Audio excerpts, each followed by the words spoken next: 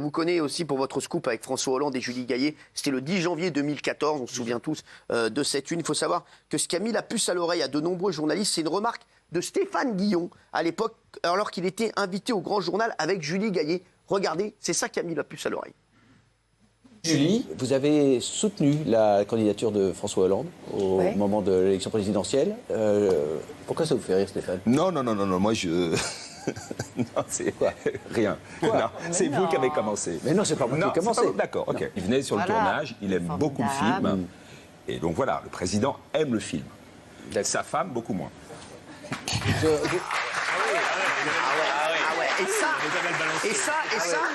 vous a mis la puce à l'oreille ou vous le saviez avant? On le savait, mais ça a été notre feu vert. C'est-à-dire que... c'est fou, ça c'est intéressant. Il y a Laurence Pio qui était la patronne de Closer. Moi, j'étais devant ma télé, elle était devant sa télé. Et Laurence, je vois son numéro s'afficher et elle m'a dit, tu as regardé la même chose que moi? Je dis oui. Elle me dit bon, parce que ça faisait quand même 1 an qu'on travaillait sur le sujet, mais c'était super compliqué parce qu'il y a des moments où on trouvait l'endroit où ils se voyaient. Et puis quand on arrivait, c'était déjà trop tard de 15 jours, etc. Donc il y a des moments où on abandonnait, on passait à autre chose, etc. Mais on avait toujours ça en tête. Ouais. Et jusqu'au jour où, quelques temps avant cette interview, moi je trouve la rue du Cirque.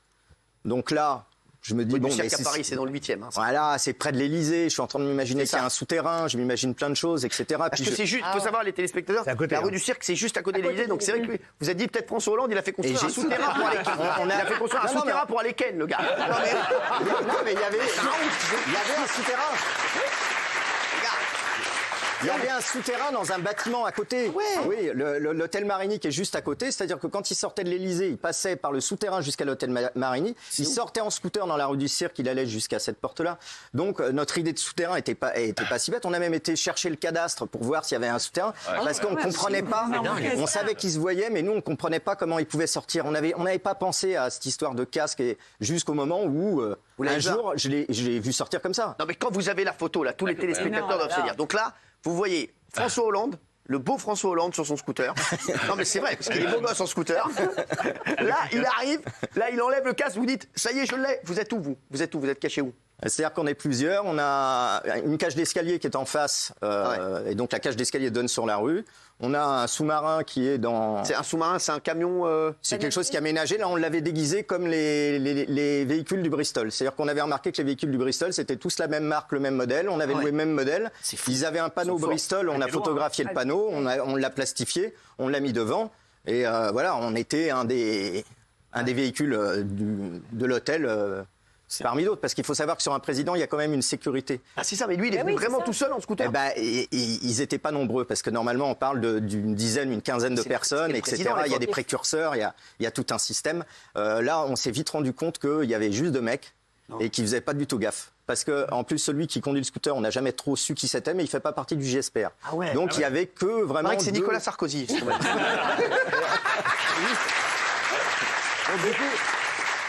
Du coup, la série de photos, elle vaut combien?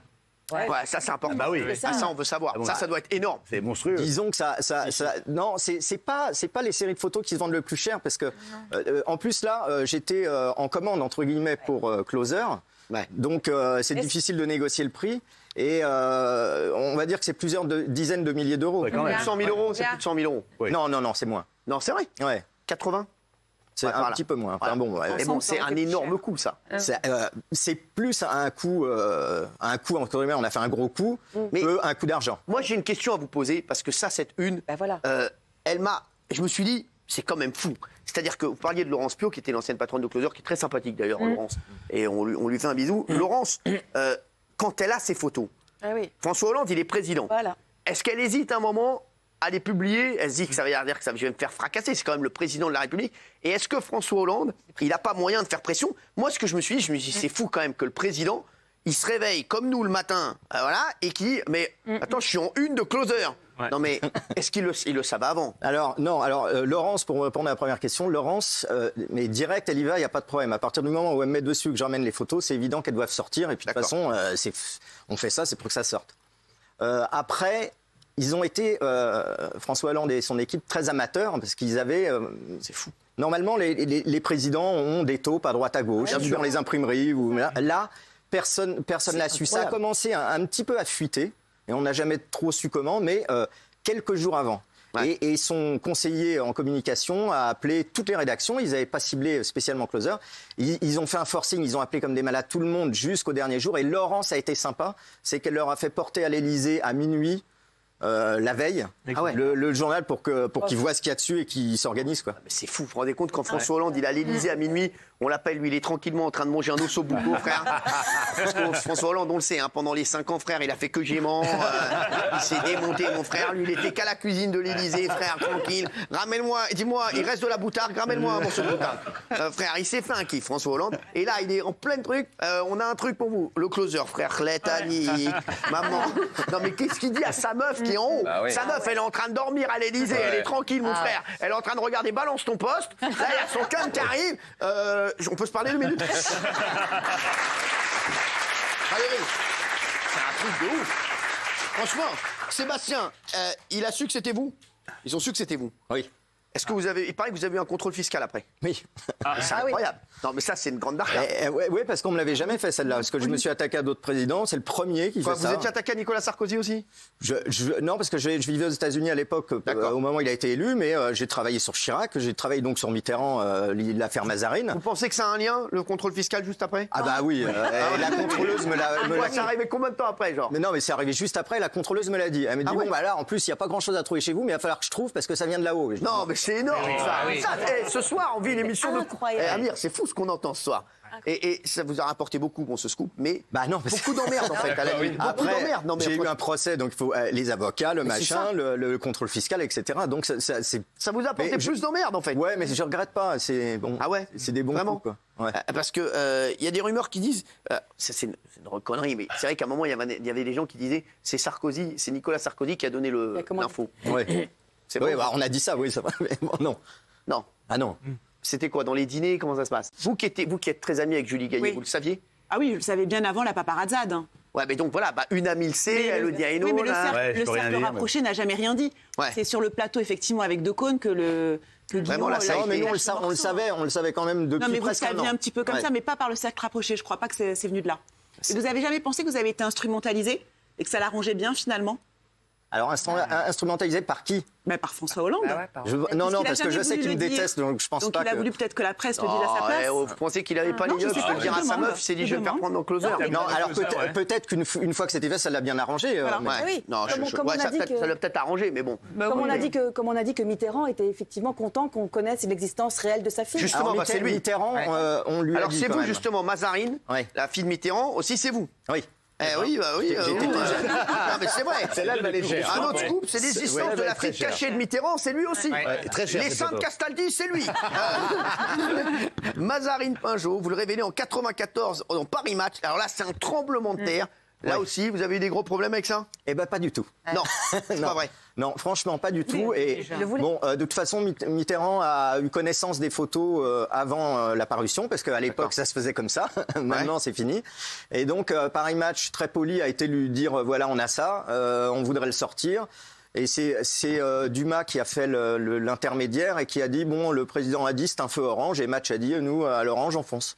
C'est incroyable. Il y a Johnny Hallyday aussi que vous avez beaucoup suivi. Il était dur à approcher, Johnny Hallyday? Pas tant que ça. Pas tant que ça. Plutôt sympa et tellement habitué que... C'est vrai. Quand il voyait les paparazzi... impassible. Tranquille, quoi. Ouais. Ah ouais. Et mais on n'est pas là. Est-ce que vous avez déjà flippé? Il y a un mec qui a voulu vous taper ou un truc comme ça? J'ai Johnny Depp qui m'a couru après avec un couteau. J'ai Mel Gibson qui m'a acheté des cailloux sur la voiture. Enfin, c'est vrai. Il y a Sean Penn aussi. Voilà, il y a des gens, on sait qu'il faut faire attention. Et comment ça se passe avec Emmanuel Macron, l'actuel président? Ça se passe bien. C'est-à-dire ça va, Non, ça va bien. Bah oui, vous avez été l'abordé, il paraît? Oui, j'ai été l'abordé dans une rue quand il était encore ministre. Voilà, on s'interrogeait, on disait ce jeune ministre est avec son ancienne professeure. Donc c'était une histoire à nous qui nous intéressait fortement. Donc on s'y est mis. Un jour, je les ai retrouvés. J'ai eu une information. Ils étaient du côté de Montmartre. J'y suis allé. Puis j'ai fait des photos pendant 1 heure et demie en espérant qu'ils me voient pour déclencher une réaction. Ils m'ont pas vu. Donc j'ai fini par aller voir le garde du corps. Je lui ai dit, écoutez, ça fait 1 heure et demie que je suis là, regardez toutes les photos que j'ai. Par contre, là, ils vont approcher de la place du Tertre. À cause de moi, ils vont être repérés. Donc ce serait bien il me manque une photo, c'est un main dans la main, 2 faces souriant. Et le mec il était un peu abasourdi, il me reconnaît, enfin il sait, il dit mais en plus c'est Hollande machin, ouais. Donc il est allé les voir. Donc là, Brigitte et Emmanuel Macron me font signe. Et puis j'arrive tellement tranquillement en rigolant, en disant bon bah voilà regardez vous pouvez machin et tout. Et il me dit bah c'est toi Hollande machin et tout. Et je dis oui bah on rigole un peu. Et puis il me dit bah vas-y fais la photo. Et après, il s'est rendu compte que quelque part, cette photo, elle était sortie, elle était pas mal. C'était mieux qu'une photo qui aurait été faite. Voilà. On s'est revus. J'ai fait toute la campagne avec eux et la première année, disons, de son mandat. C'est incroyable, les histoires. C'est fou. Hein. Alors, c'est incroyable. C'est qui la star la moins sympa? Bon, je vais pas citer de français pour éviter des problèmes. Oui, qui est un français. Allez, s'il n'est pas sympa, il mérite. Allez, un Américain et un Français. En américain, comme ça on commence gentil. Américains, bah, je les ai cités un peu. On va dire Harrison Ford. Oui, Harrison, ouais, parce que les autres sont plutôt violents. Ouais, Harrison Ford, il est pas sympa. Il est pas content à chaque fois. Mais bon, on n'est pas. Là, ça se voit. Non, mais les paparazzi, généralement, on n'est pas très content de vous voir. Bah ouais. Oui, mais il faut savoir que les stars américaines à Los Angeles, il ne se passe pas une seule journée où ils peuvent sortir sans en croiser un. D'accord. Donc c'est quand même une habitude. Les stars françaises, c'est quand même plus rare et souvent ils les voient pas. À Los Angeles, on garde nos distances, mais on est quand même là, on est présent, on cherche souvent la réaction. Ouais. Donc d'ailleurs, c'est ce que je montre dans le livre, c'est que je voulais montrer des photos qui étaient un peu différentes de ce qu'on connaît des photos de paparazzi. C'est ça. Et beaucoup, magnifique, il y a beaucoup de célébrités avec qui j'ai sympathisé, parce qu'étant français, j'avais une méthode de travail qui était d'être un petit peu loin, d'être respectueux et d'être poli. Alors que les Américains qui sont quasiment les mecs qui sortent de prison, qui sont des mecs de gang et tout, qui leur sautent dessus, qui les menacent presque. Ouais. Donc voilà, moi j'étais très vite leur pote, quoi. Alors c'est qui le moins sympa en France? Allez, au moins. Allez, Sébastien. Est-ce que c'est un animateur, un chanteur, un acteur?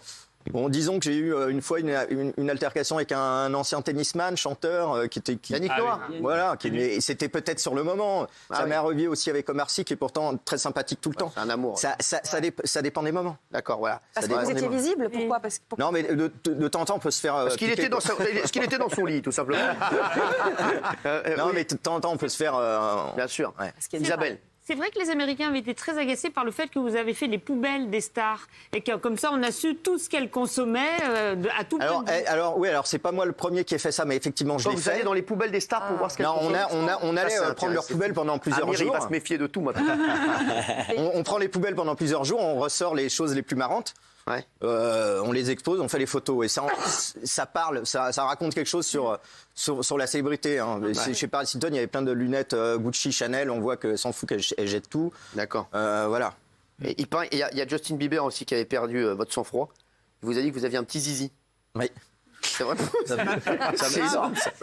Non mais c'est fou ça. Ça m'a pas énervé. C'est vrai. Merci Sébastien Valliela d'avoir été avec nous.